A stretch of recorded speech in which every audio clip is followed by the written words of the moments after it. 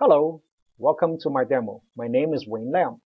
Today, I'm going to show you how our Data Migration Server or DMS works. DMS has the unique competitive edge that it can be deployed on the live fiber channel SAN without any downtime, and best yet, without making any changes to your host, the fiber channel switch zones, or to the LUN masking of the production storage. For full discussion and demo of the TDI, please go to www.cdsi.us.com and click on the Technologies menu. Now, I'm going to show you how DMS works using the mini demo lab that is right behind me here. Behind this whiteboard is a fully functioning fiber channel SAN with a Windows host up here with 2 ports, a pair of fiber channel switches, 2 paths going to a dual port, dual controller source storage or production storage. And on the right here is a set of DMS resources with 2 Nexus ports. This is an actual demonstration of a remote migration. So therefore, connected through IP is another DMS, which could be all the way at a different distant data center. And again, it's got 2 ports connected to the new storage there. The Windows host is running Iamator to drive a modest amount of I/O. This is to show you that the application doesn't need to be shut down throughout the migration project until the very end of transitioning from the old storage to the new storage, and in this case, transitioning from old data center to new data center. I'm going to show you the whole screen, the DMS GUI, and then perform the actual data path insertion. Now at the whole screen here, we have Iamator running right here, generating about 600 or 900 IOPS for a few seconds, and then it will stop for a few seconds, and then it will start again. This is just to show that it's an active application environment with reasonable amount of reads and writes. At the DMS GUI here, the system is ready to be inserted. Opening the Nexus module here shows that, here we go, we have 2 available Nexus. Nexus 1, we're going to use to intercept data path 1 on the left here, and Nexus 2 for the second data path. Right now, all the lights are red, meaning they're all offline. As we perform the insertion, these lights will turn green as the ports become ready. Let's insert the first path using Nexus 1. With the Nexus port in my hand, the upstream port is a regular fiber channel cable, and the downstream port is the same, but it has a fiber channel coupler, and I'll show you right here, okay, at the end here. So that allows another cable to plug into it. The insertion process is unplug the host, plug it into the coupler, and then take the upstream cable and plug it right back into the host port. And that's it. 1, 2, 3. Iamator was paused for about 5 seconds, and now it resumed. Let's look at the GUI. The ports for Nexus 1 are now green. And let's do a rescan, click, and here we go. Now it's done. It shows now I/O is going through our Nexus port and it's being graphed. So that's it. That's how simple it is. Let's do the second data path. Again, cable's in my hand. Unplug the host, plug into the coupler, and plug our cable back to the host. 1, 2, 3. That's it. Rescan. There we go. And now I/O is clearly showing they're going through both of our ports. Insertion is now complete. So again, for the technical detail on how the insertion works and for very technical discussion on how the patented TDI technology works, go to our website and view the video under Technologies and TDI. Now that the insertion is done, let's use the DMS GUI to review resources and create an actual migration session. At the GUI screen here, let's go to storage resources to find out what destination is available for us to migrate to. On this tab here, on the storage device, it shows that's the remote DMS target, that's the name, and these are the LUN. It is already prepared correctly with the drive label with a user-friendly name like new drive B, new drive E, new drive F, new drive G, and so on. The destination is ready to receive data. At the source, we have the Nexus inserted, And looking at the send configuration tab here, this is an automatically generated tab. This tab is so accurate that whatever the actual environment is, we discover them by issuing LUN inquiry on behalf of each of the discover host initiator, and then we build this diagram automatically. So here is showing one host with 2 ports, and then 2 paths, one each to the 2 fiber channel switches, and then from there to the 2 target ports of the storage, which happen to be a NetApp device here. So there are 4 LUNs, and as you click on each of them, it shows you the detail in terms of the LUN size, its GUID, and so on, and the actual path with which the LUN is presented to the host. And not only that, when you click on any of the object, let's say the entire NetApp storage here, the aggregate I/O picture is shown with the megabyte per second, IOPS, and of course, very importantly, the pending I/O and the response time. Now, this is a very useful piece of information because DMS would like to be as unintrusive as possible to your host. So for example, if you create a migration session and set it to very minimum intrusion, which means you prefer that migration takes longer to execute, but the host, you want it to feel as little impact as possible.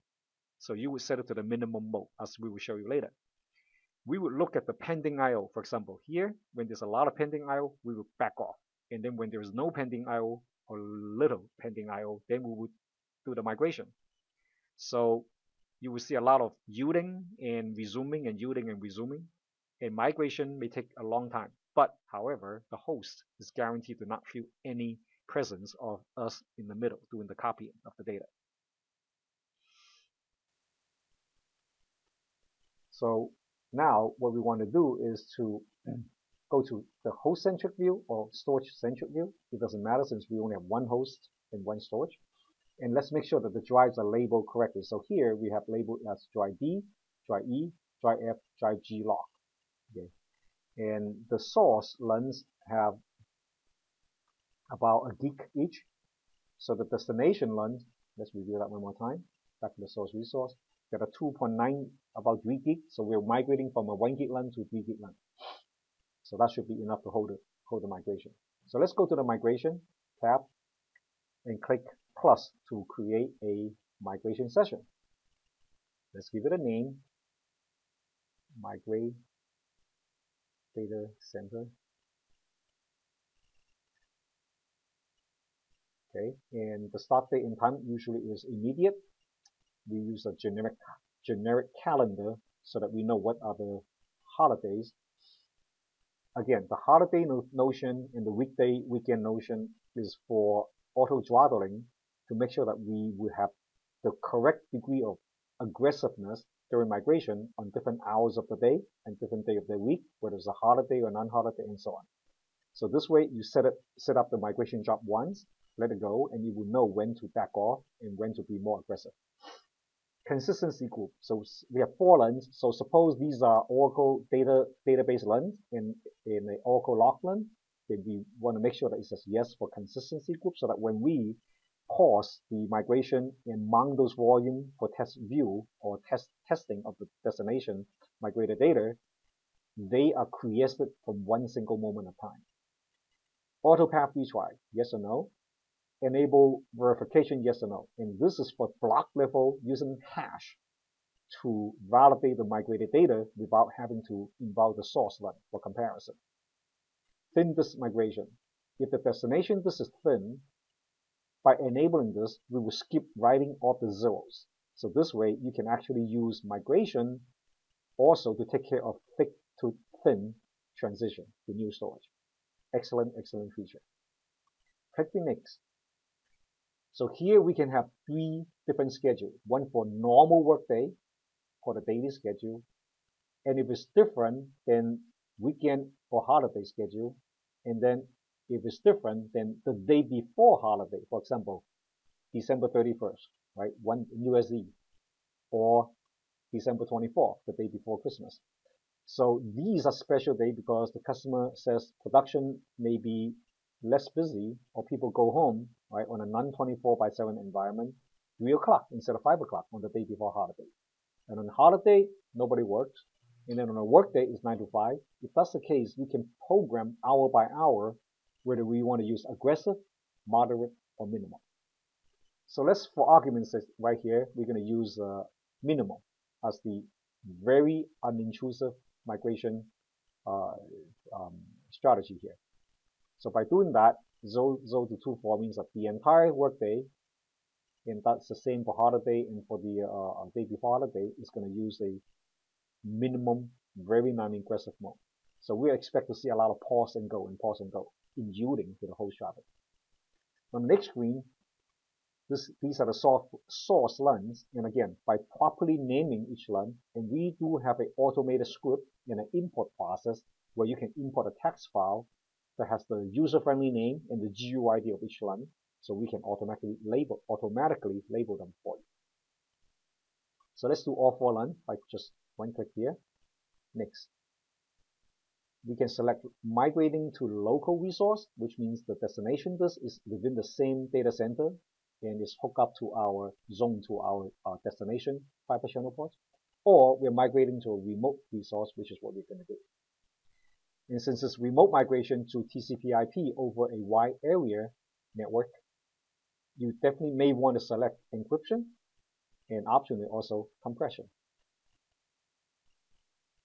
So now this screen here allows you to match up the source and the destination. So right now, no destination LUN is assigned. They're all available as candidates back down here.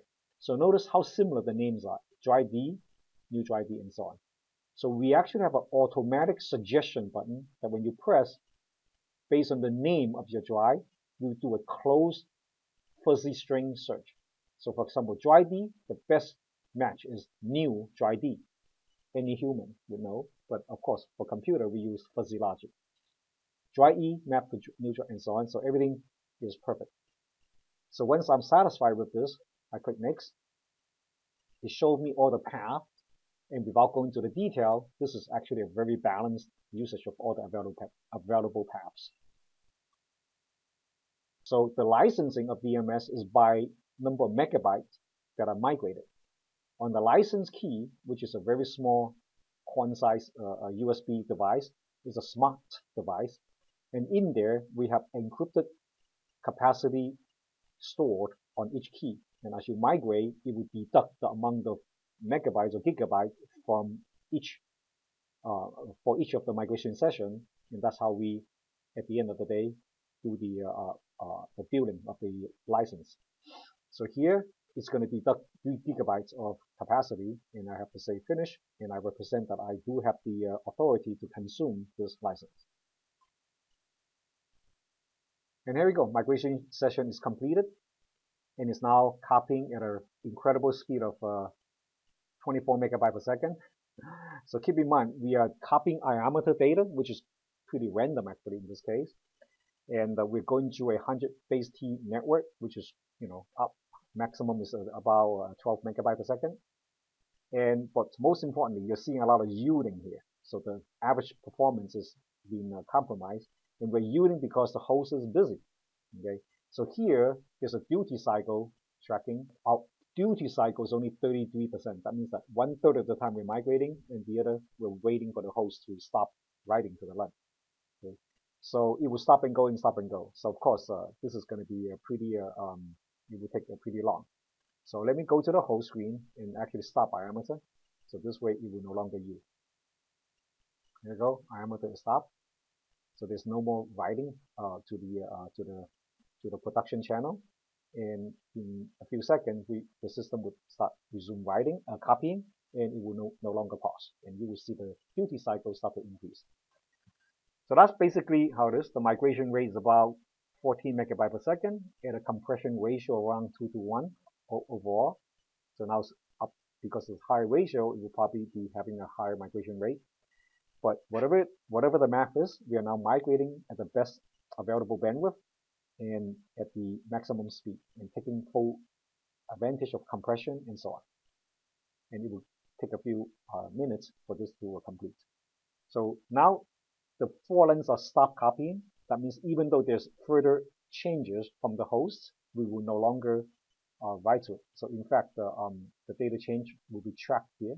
Okay, so if I go back to the iometer screen and just let it go for a few seconds, for example, now it's reading and writing. Okay, so let me stop. So that brief period of reading and writing generated around 8.28 megabytes of delta. So we track it. So even though we are pending complete, we know what additional changes have been made to the source len. So we know that before we cut over, we better include these 29 megabytes of delta. But having the new storage at that state is almost like a snapshot. In fact, it is a snapshot that is breaking off with a consistent moment of time.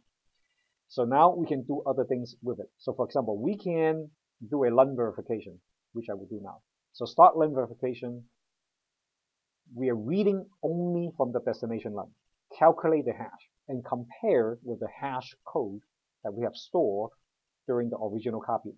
So this way, without bothering the source len, we can now do very high-speed block level verification of the written data to make sure that every byte that we wrote to the new storage can be read back correctly.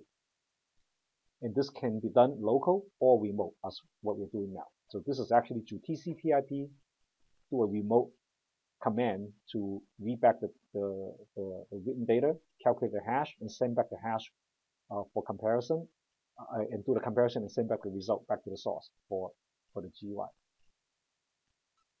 And we don't have to wait for it to finish, so I'm going to just say cancel len verification. And again, before we cut over, because there's 29 more megabytes of new write, we better go ahead and do a sync new data to wipe it clean so that there's no more write. So when I do that, it's back to the state of copying. And when it finally kicked in, it would digest the 29 megabyte relatively quickly. And it should be back into the 100% for all 4 lines. There we go. And it's back to the pending complete with no more outstanding changes. So at this moment, the migration is successful. In any time, you can cut over the host to the new storage by stopping the host, stopping the application. So this is the only time you would need a few minutes of downtime. So once you do that, you do the final sync, make sure the current data change is 0. Okay, and now you can zone the new storage with your new host, start the application, and you just successfully migrated not just all the lens, but the entire data center with only a few minutes of downtime. So that's the power of DMS. With the patented TDI technology, we're able to do a insertion of the DMS appliance onto your live fiber channel SAN without stopping any of the application servers. And then we're able to discover all of your resources, match up the source lens with your destination lens, and be able to create migration sessions with just a few mouse clicks. And after that, you just wait for migration to complete. And at your pre-scheduled time, you can then transition from the old storage to the new storage, or even from an old data center to an entire new data center with just minutes of transitional downtime for the application. I hope you're impressed with what you see, and we look forward to doing business with you using DMS to help you migrate your mission-critical data. Thank you.